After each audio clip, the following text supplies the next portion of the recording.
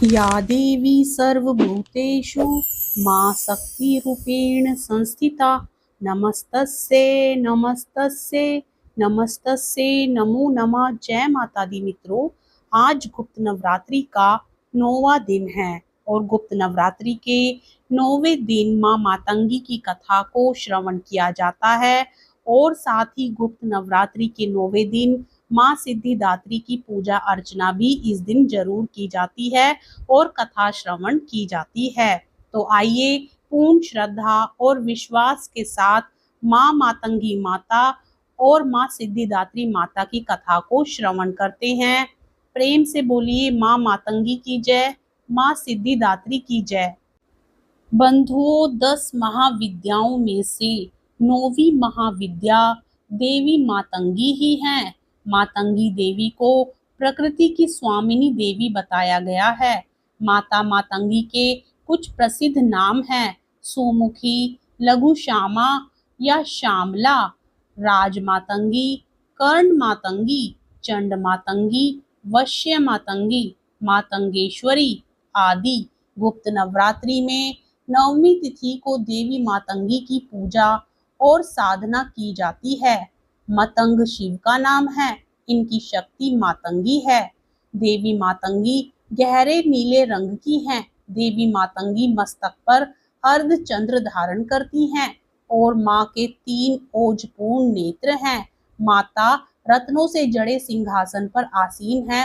देवी मातंगी के एक हाथ में गुंजा के बीजों की माला है तो दाएं हाथों में वीणा तथा कपाल है तथा बाएं हाथों में खड्ग है। देवी मातंगी अभय मुद्रा में है। देवी मातंगी के संग तोता भी है जो वीणा और वाचन का प्रतीक माना जाता है। मान्यता के अनुसार कहते हैं कि चांडाल महिलाओं ने एक बार देवी पार्वती की पूजा आराधना करने के बाद माता को अपना झूठन अर्थात अपना खाया हुआ भोग लगा दिया तो देवगण और शिवगण नाराज हो गए, परंतु देवी पार्वती ने उन चांडालियों की भक्ति को देखते हुए माता ने मातंगी रूप धारण करके उनके भोग को स्वीकार करके ग्रहण कर लिया।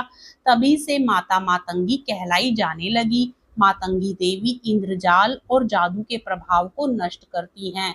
देवी को वचन, तंत्र और कला की देवी भी माना गया है। माँ को झूठन का भोग अर्पित किया जाता है।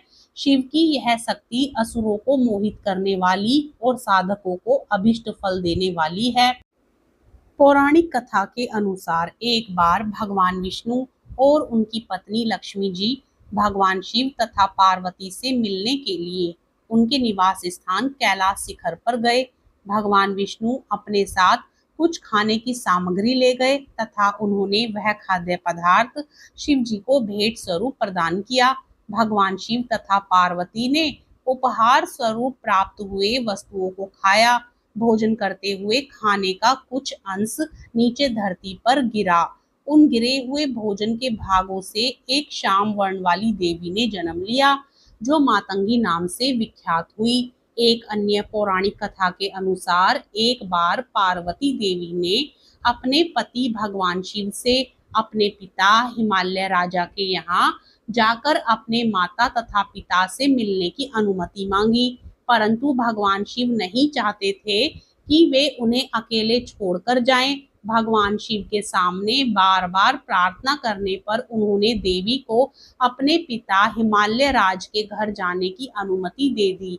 साथ ही उन्होंने एक शर्त भी रखी कि वे शीघ्र ही माता पिता से मिलकर वापस कैलाश आ जाएंगी।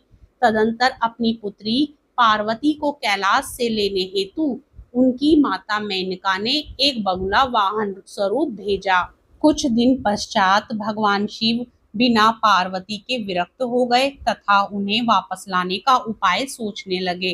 उन्होंने अपना भेष एक आभूषण के व्यापारी के रूप में बदला तथा हिमालय राज के घर गए। महादेव इस भेष में देवी पार्वती की परीक्षा लेना चाहते थे। वे पार्वती के सामने गए और अपनी इच्छा अनुसार आभूषणों का चुनाव करने के लिए कहा।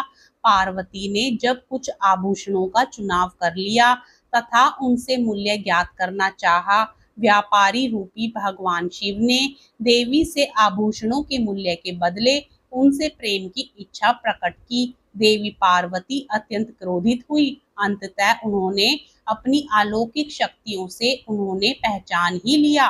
तदंतर देवी प्रेम हेतु तैयार हो गई तथा व्यापारी से कुछ दिनों पश्चात आने का निवेदन किया। कुछ दिनों पश्चात देवी पार्वती भी भेष बदलकर भगवान शिव के सामने कैलाश पर्वत पर गई। भगवान शिव अपने नित्य संध्योपासना के तैयारी कर रहे थे। देवी पार्वती लाल वस्त्र धारण किए हुए, बड़ी बड़ी आंखें कर, श्याम वर्ण तथा दुबले शरीर से युक्त अपने पति के सन्मुख प्रकट हुई। भगवान शिव ने देवी से उनका परिचय पूछा। देवी ने उत्तर दिया कि वह एक चांडाल की कन्या है तथा तपस्या करने आई है। भगवान शिव ने देवी को पहचान लिया तथा कहा, वे तपस्वी को तपस्या का फल प्रदान करने वाले हैं। यह कहते हुए उन्होंने देवी का हाथ पकड़ लिया और प्रेम में मग्न हो गए। तत्पश्चात देवी ने भगवान शिव से वर देने का निवेदन किया। भगवान शिव ने उनके इसी रूप को चांडालिनी वर्ण से अवस्थित होने का आशीर्वाद प्रदान किया तथा कई अलौकिक शक्तियां प्रदान की। प्रेम से बोलिए मातंगी माता की जय। अब सुनिए गुप्त नवरात्रि के 9वें दिन माँ सिद्धिदात्री माता की कथा। बंधु, माँ दुर्गा की 9वीं शक्ति का नाम सिद्धिदात्री है। ये सभी प्रकार की सिद्धियों को देने वाली माता है। नवरात्रि पूजन के 9वें दिन इनकी उपासना की जाती है।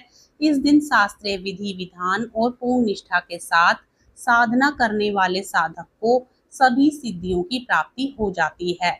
सृष्टि में कुछ भी उसके लिए अगम्य नहीं रह जाता। पौराणिक कथा के अनुसार एक दिन भगवान शिव माता सिद्धिदात्री की घोर तपस्या कर रहे थे। उनकी तपस्या से माता सिद्धिदात्री प्रसन्न हो गई और उन्होंने भगवान शिव को 8 सिद्धियों की प्राप्ति का वरदान प्रदान कर दिया। इस वरदान के फलस्वरूप भगवान शिव का आधा शरीर देवी के रूप में परिवर्तित हो गया। इसके बाद से भगवान शिव को अर्धनारीश्वर का नाम प्राप्त हुआ। शिवजी का यह रूप संपूर्ण ब्रह्मांड में पूजनीय है। धरती पर अनेकों राक्षसों का जन्म होने लगा था। ऋषि मुनियों तथा सज्जन लोगों का निवास करना मुश्किल हो रहा था। इसी बीच जब पृथ्वी पर महिषासुर नामक दैत्य के अत्याचारों की अति हो गई थी, तब उस दानव के अंत हेतु सभी देवतागण भगवान शिव तथा विष्णु जी से सहायता लेने के लिए पहुंचे। उस दानव के अंत के लिए सभी देवताओं ने तेज उत्पन्न किया, जिसके जरिए माता सिद्धिदात्री उत्पन्न हुई। प्रेम से बोलिए माँ सिद्धिदात्री माता की जय। ओम ह्रीं क्लीं चामुंडाय विच्चे नमो नमः। ये सिद्धिदात्री माता का मंत्र है। इस मंत्र से माता की पूजा उपासना की जाती है। ओम ह्रीं क्लीं हूं मातंगे फट स्वाहा। ये मातंगी माता का मंत्र है और इस मंत्र से जो भी व्यक्ति सच्चे मन से माता मातंगी की पूजा करता है, माता रानी उसकी हर मनोकामना को पूर्ण करती हैं। प्रेम से बोलिए माँ सिद्धिदात्री माता की जय, माँ मातंगी की जय।